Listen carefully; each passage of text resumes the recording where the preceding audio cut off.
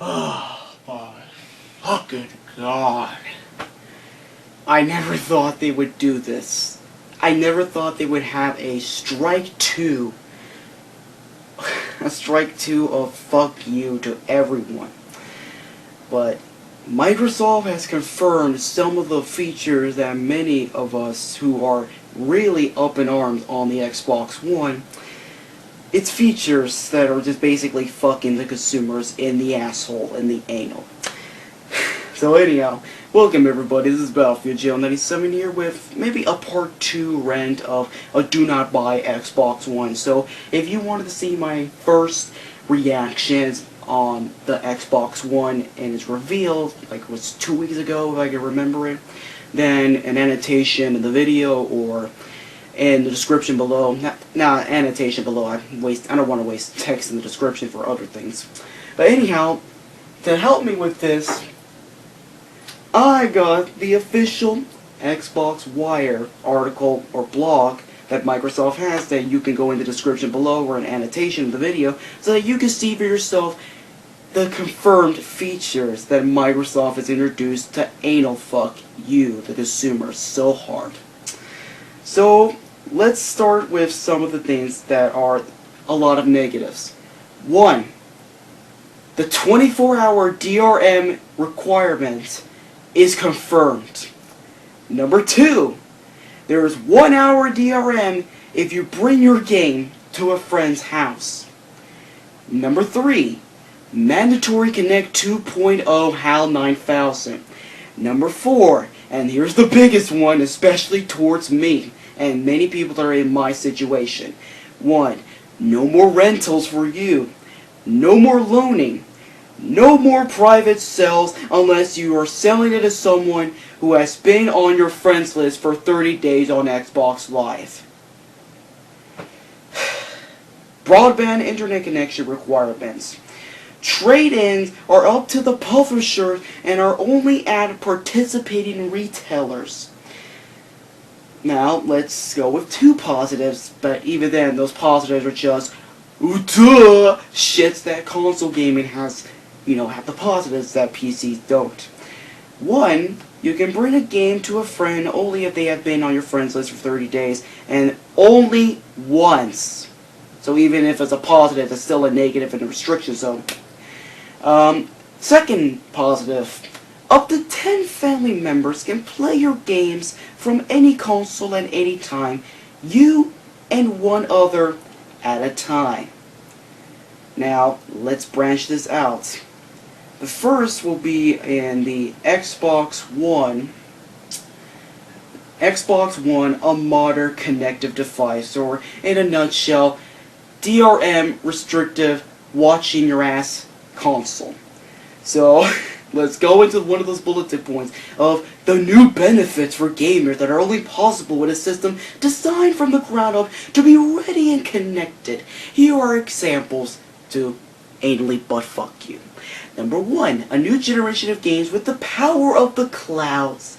Because every Xbox One owner has a broadband connection, in a nutshell, only and have to have broadband connection, developers can create massive, persistent worlds that unfold even when you're not even playing it. Now, that's fucking PR bullshit. You think worlds like GTA, you think worlds like in a Sleeping Dogs that, were designed for Xbox One, you think they're going to be persistent when you're not even turning the system on? No. That's fucking PR bullshit that they just added in just to make it sound so fancy and futuristic and revolutionary. Number 2, your Xbox One is always ready, or has to always be, or else you are just having a brick of a water cooler or a coaster. The Xbox One is designed to run in a low-power connected state. This means your system, games, and apps are always current and ready to play. No more waiting for updates. Okay, then I'm gonna see that kind of bullshit tactic. I'm gonna see if it actually is. You stay connected to your friends. Never miss an opportunity to play games with your friends or to catch up with family on Skype. Use Skype in snap mode, or I like to call it multitask circle jerking the features to have your processor mode. To chat while you play your games or watch TV, because Fuck focusing on your television or movie or playing your games and, not having sound whatsoever from the game or movie. Listen to your fucking friend or family member, because you couldn't do that shit in some other time. Or enjoy group video Skype calls with people around the world, all from the comfort of your living room, meaning that you can meet your asshole from Xbox Live. And access your entire games library from Xbox One with no disc required. After signing in and installing, or manually required to install, you can play any of your games from any Xbox One, because a digital copy of your game is stored on your console and in the clouds. So for example, while you are logged in at your friend's house, you can play your games. So basically, in a nutshell, we're paying even more money out of renting games out of Big Brother Microsoft. You're not even buying a fucking disc anymore. Not buying a disc anymore. Installing, yeah, I know this is a PlayStation 1 game, but fuck it. Put this into the Xbox One. Oh, you don't need the disc anymore. Just throw that shit away. You have it on your system. But if you don't like the game, which is, if the game is pretty fucking shitty, and, you have the right as the consumer who paid their hard-earned fucking dollars to not want that shitty game in their shelf, they can fucking sell it to eBay, Craigslist, or GameStop, or whatever the fuck it may be. But guess what? Microsoft, through their trade-in system, you're not going to do that shit anymore. You're not going to sell any of your games, good, mediocre, shit, no matter what it is in the status of the games. If you don't like it, too fucking bad. You're going to have to go through Microsoft's check-in service. So, in a nutshell, if you go into GameStop would have to have this required fucking system of trade-in where you have to give in, your receipt or code in tray that you had when you bought an Xbox One game, example AC4, you give it to GameStop or through Microsoft, through... Okay, I ran out of footage out of my iPhone, so I have to start the fucking thing over again. Not the entire thing, but, recite my access entire game library from Xbox One with no disc requirement sort of thing. So anyhow, after signing in and installing, you can play any of your games from any Xbox One because a digital copy of your game is stored on your console and in the clouds. So, for example, while you are logged in at your friend's house, you can play your games. So basically, in a nutshell, you're just paying a license out of the disc, and the disc becomes useless until you have to sell the thing in order to sell your license and then give it to GameStop or whatever participating retailers. So basically, the disc is useless as all hell. It's just basically it's basically like a game prepaid card for points and get shit. That's basically what it is in a nutshell. And for what it is, buy the way you want, disc or digital, on the same day. It's a positive and a negative because I want to go over here. You'll be able to buy disc-based games at traditional retailers, which is mostly the big ones like GameStop, Best Buy, Walmart, or online through Xbox Live on day of release. So, it's a good thing. It's on day of release, so you don't have to wait for a few months or a few weeks or so. So that's at least good. But there's also a negative to it all. The inconvenience of even buying a game through retailers. Because let's be honest here, what's the point of even wasting your time, putting your energy into walking towards GameStop or going through a car in order to go through the bullshit of process for used games? Or hell, if they're going to do this process through buying new games, that's going to be a fucking headache. So what's the point? If even going through it, if you can just spend out a shell out of your money for Xbox Live to get the exact same thing. And to be honest, the only thing you're going to get out of the getting your ass to GameStop and get the game is just a box and manual. But even then, there's no point of even having it, since you don't even need to put the disc in the console anymore. You really don't need the damn box anymore. So, goodbye box. Goodbye whatever game manual. You're just gonna have that shit. No more of this kind of crap. Which is a positive but a negative in my book. So that's at least something. So, for how it is, we have gone through The first catalog of the Xbox One details on connectivity, licensing, and privacy features, and now we go into the controversial second section, how game licensing will work on Xbox One. Oh my fucking god, this is the one part that they have to fuck themselves over with and just bend over for the publishers. So anyhow, with our modern architecture, Xbox One games will load more quickly and will be always accessible from the clouds. And there is no physical limit to the size or scope of the content provided. Here are our platform policies and capabilities for game licensing, all of which will be made available when Xbox One launches later this year. So the first bulletin point. Buy the way you want of the same thing. Buy digitally. There's no point in having this box whatsoever. Just get your ass Xbox Live, blah blah blah. And for how it is, you think they're going to have like Steam sales to decrease this whole thing because, you know, they're focusing so much on, you know, the content within the clouds and digitally instead of just retail physically in general? I implore you to go to xbox.com, search in 360 on demand, and tell me throughout a game that is 3 to 4 years old, still in the price tag of $50 to $60. And tell me in the comments below your results, because that's at least some bullshit. Anyhow, access your entire, we said that already. And here are the bulletin points that almost console gamers in general have already gone through this. Share access to your games with everyone inside your home.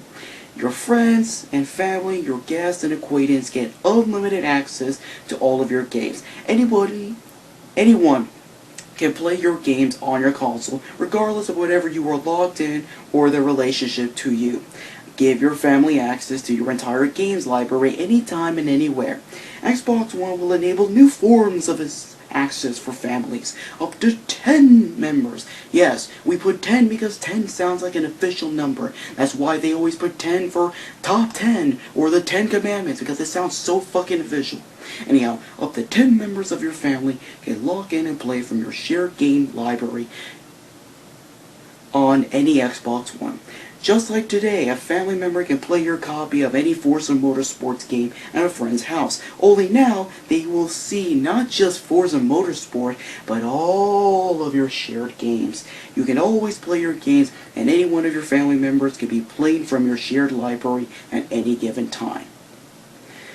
Now, these two bulletin points are just so desperate that Microsoft had to waste their time and text to even put it into this article of the how game licensing work on Xbox One, because apparently they never thought of consideration that those two bulletin points are just essentially console gaming in general, where, you know, you can lend your game to your friend, your family members without any access and not have any restrictions to 10 family members. 10 family members, I don't know what the fuck that came out of. So that's stupid as all hell, and they were so desperate they needed to put something positive that many people are familiar with, but they already know by heart that it's a fucking waste. So anyhow, trade in and resell your disc-based games. Now today, some gamers choose to sell their old disc-based games back for cash and credit. We designed the Xbox One so game publishers can enable you to trade in your games at participating retailers. So in a nutshell, we gave retailers the power to intervene basic consumer right of needs that I already paid them the money. I can do whatever the fuck I want with this game that I bought. I can give it to a friend, I can sell it at GameStop or whatever the fuck it may be, but too bad we designed a system so that game publishers can say, fuck you, we're interfering with your games that you clearly bought with your hard-earned money from new. So fuck you, as they state. And give your games to friends. Another one. Xbox One is designed so game publishers can enable you to give your disc-based games to your friends. There are no fees charged as a part of these transfers. There are two requirements. First, you can only give them to people who have been on your friends list on Xbox Live for at least 30 days. Okay? 30 days, that's just a random number. And second, each game can only be given once. only can be given once. There can only be one. Only once. They just had to put something so positive and make it so negative at the same time. It's just restricting to the point. In our role as a game publisher, Microsoft Studios will enable you to give your games to friends or trade in your Xbox One games at participating retailers. I love how they just repeat participating retailers. Third-party publishers may opt in or out of supporting game resales and may set up business terms or transfer fees with retailers. Which we all know in a hard shell that even if the most dedicated publisher that loves the gamers and cares about their views and values out of it, they're not going to get out of this whole trading system. They're going to gain a lot of money through this sort of thing. So, logical sense, since EA might have given them suggestions to do this fucking bullshit, we're going to be suffering that in the cost. So anyhow, in addition, third-party publishers can enable you to give games to friends. Big brother, parent, oh no, we can't allow you to give this shit. Fuck you. We paid you the money, but fuck you.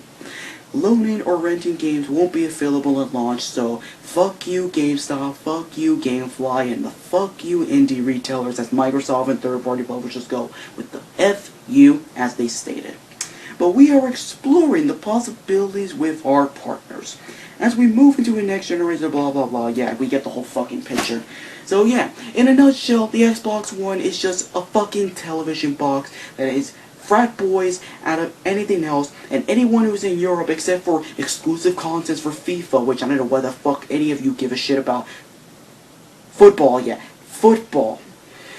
If I said soccer, many of you would just have your Jimmy's Russell and give a shit about exclusive like FIFA content for your football sort of kind of crap.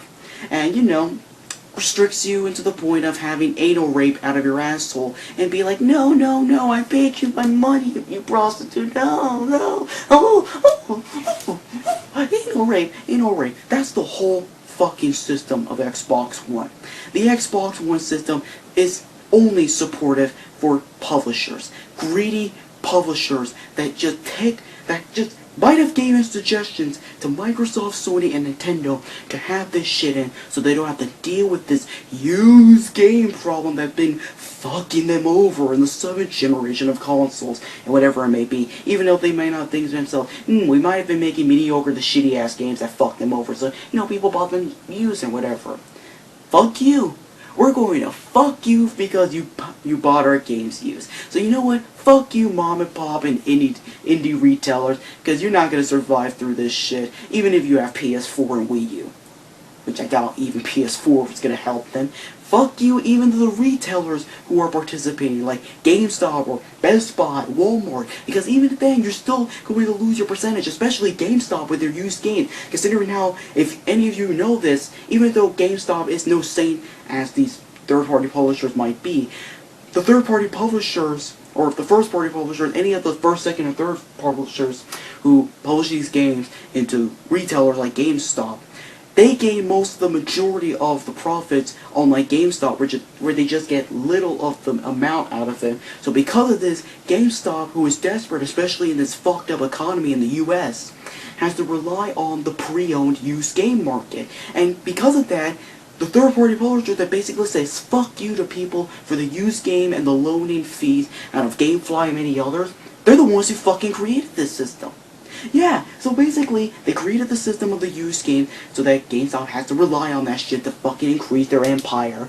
Because, that kind of shit. And because of this, the third-party publishers can even see how the fuck they made this crap. And you know what? They have to take suggestions out of these console manufacturers so that these console manufacturers can just take the blame with the third-party publishers. We don't know who the fuck to blame. So you know what? Fuck you, Microsoft, and fuck you, third-party publishers that gave this idea into fucking our assholes, the consumers. The consumers that built your brand, that built up everything about it.